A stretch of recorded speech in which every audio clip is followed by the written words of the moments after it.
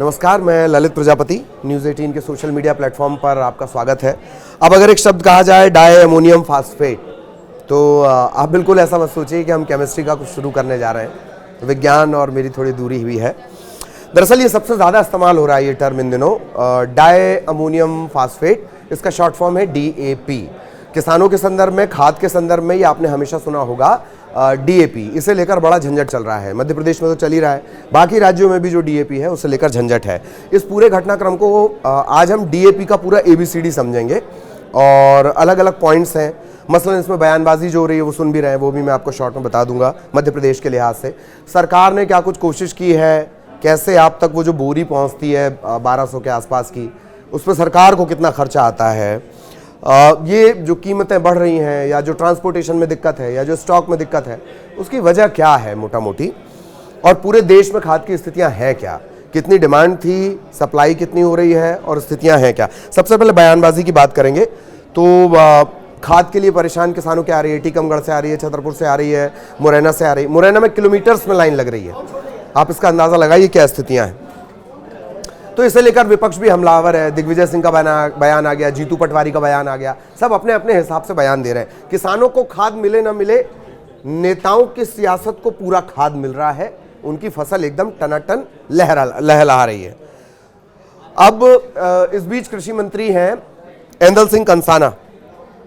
उनका एक बयान आया कि नहीं DAP वगैरह सब कुछ है। जब वो बयान दे रहे थे तो उन्होंने इस बात का भी जिक्र किया, जो युद्ध चल रहा है यूक्रेन में या युद्ध की स्थितियां हैं, या इजराइल का उन्होंने जिक्र कर दिया।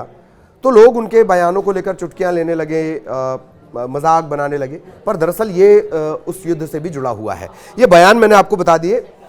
शिवराज सिंह चौहान साहब जो मध्य प्रदेश के मुख्यमंत्री रहे, कृषि कर्मण पुरस्कारों में मतलब माइलस्टोन काम कर दिया, रिकॉर्डधारी काम कर दिया उन्होंने। वो कह रहे हैं, वो खारिज करते हैं इसको कि खाद की जो स्थितियां, अनुपलब्धता नहीं है, पूरा उपलब्ध है। ऐंदल सिंह कंसाना कह रहे हैं कि थोड़ी बहुत कमी है, वो ट्रांसपोर्टेशन की वजह से है। दोनों ही फैक्टर काम कर रहे हैं, वो बताएंगे आपको। दरअसल स्थिति क्या है, एक मसला होता है ट्रांसपोर्टेशन। यूक्रेन इजराइल का में जो जिस तरह के हालात हैं, यूक्रेन में अलग है। यूक्रेन, रशिया, इजराइल, फलस्तीन। इजराइल तो खैर 4 मोर्चे पे अगल बगल से लड़ रहा है। इसका वजह ये हुई है, पहले ये जान लीजिए कि भारत जो अपनी खाद का निर्यात करता है, तकरीबन 90% वो बाहर से ही बुलवाता है। या तो खाद बुलवाएगा या उससे जुड़े एलिमेंट बुलवाएगा। एक बड़ी महत्वपूर्ण बात यह भी है कि चाइना ने कहा है कि भैया हमें ही कमी पड़ रही है, हम तो आपको खाद नहीं दे पाएंगे। तो वहाँ से तो साफ मना हो गया। अब 90% जो है वो अलग अलग सोर्सेज से आता है। एक शब्द आएगा रॉक फॉस्फेट। ये DAP का एक घटक है, एलिमेंट है। दक्षिण अफ्रीका जैसे इलाकों से आता है। अब युद्ध की वजह से सुएज नहर आपने सुना होगा, जिसके ज़रिए ट्रांसपोर्टेशन होता है। सुएज नहर हो गई, रेड सी हो गया, लाल सागर। युद्ध क्षेत्र में होने की वजह से अब भाई पर्टिकुलर एक रास्ते से अगर सामान नहीं आ पा रहा है तो दूसरे रास्ते से जाएगा। दूसरे रास्ते से जाएगा तो फेरी ज्यादा लगाएगा। फेरी ज्यादा लगाएगा तो एक तो बीमा का कॉस्ट बढ़ेगा, ढुलाई बढ़ेगी, ट्रांसपोर्टेशन का कॉस्ट बढ़ेगा। ये तमाम जो एलिमेंट उसमें वो ऐड होते जाएंगे तो खाद महंगा हो जाएगा। महंगा हो जाएगा तो सरकार को उसे खरीदने में और ज्यादा खर्च आएगा। यही हो रहा है। लंबे और महंगे वैकल्पिक मार्गों का इस्तेमाल करना पड़ रहा है।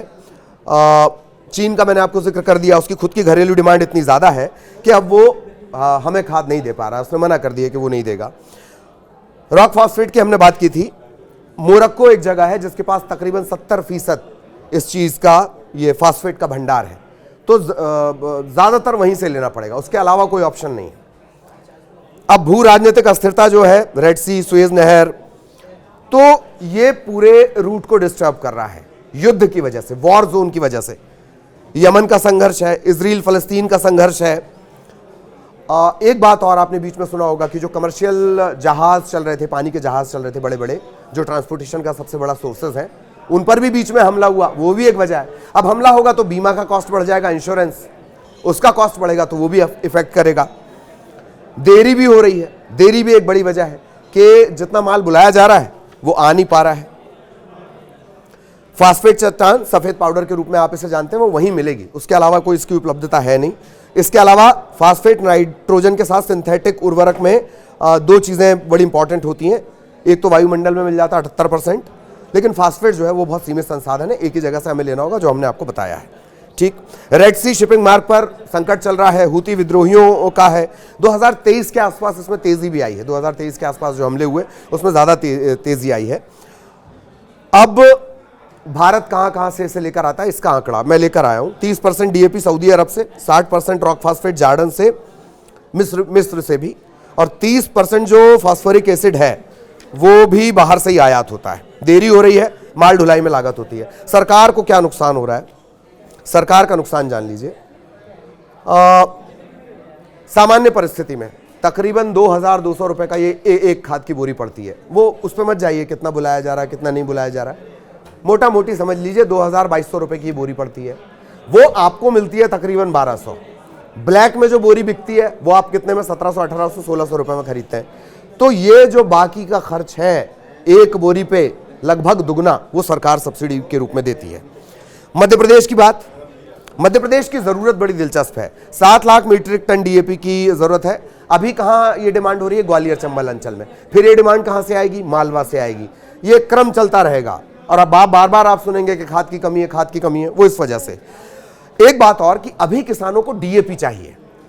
आप कह रहे हो यूरिया ले जाओ, यूरिया उसे नहीं चाहिए। वो फसल की बुआई कर लेगा, सिंचाई करेगा, सिंचाई के बाद उसे असल यूरिया की जरूरत पड़ेगी। उसे यूरिया नहीं चाहिए, उसे डीएपी चाहिए। डीएपी क्या, जहां से अपन ने चर्चा शुरू की है।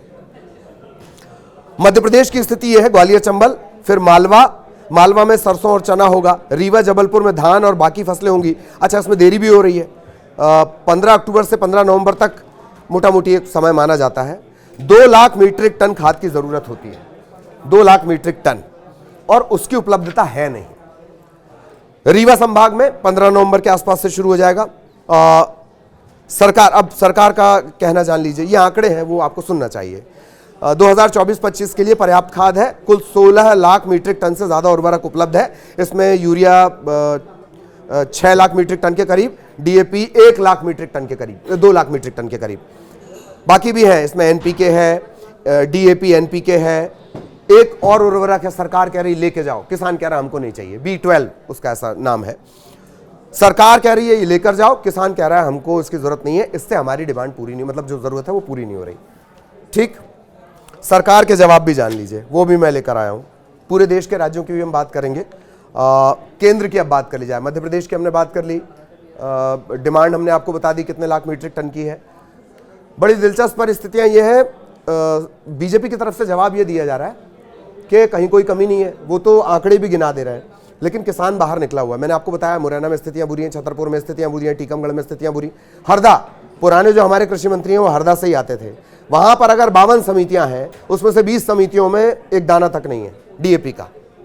ये स्थिति है। अब पूरे देश की बात कर ली जाए, डीएपी का संकट, और सबसे पहले डीएपी के बाद यूरिया की जरूरत होती है। सबसे ज्यादा दिक्कत हो रही है हरियाणा और मध्य प्रदेश को। राजस्थान, यूपी, बिहार, यहां पे भी प्रॉब्लम है, इससे आप इनकार नहीं कर सकते। इस साल खाद का आयात भी कम हुआ है और इसकी वजह से भी संकट है। हर साल तकरीबन मोटे तौर पर 100 लाख टन डीएपी आती है। अब रसायन और उर्वरक मंत्रालय जो है वो क्या कह रहा है वो सुन लीजिए। 2019-20 में 48 लाख मीट्रिक टन से ज्यादा डीएपी आया था। 23-24 में 55 लाख मीट्रिक टन से ज्यादा। 23-24 के बाद जो डीएपी का घरेलू उत्पादन है वो 42 लाख मीट्रिक टन के आसपास रहा है, हम जो खुद से बना लेते हैं।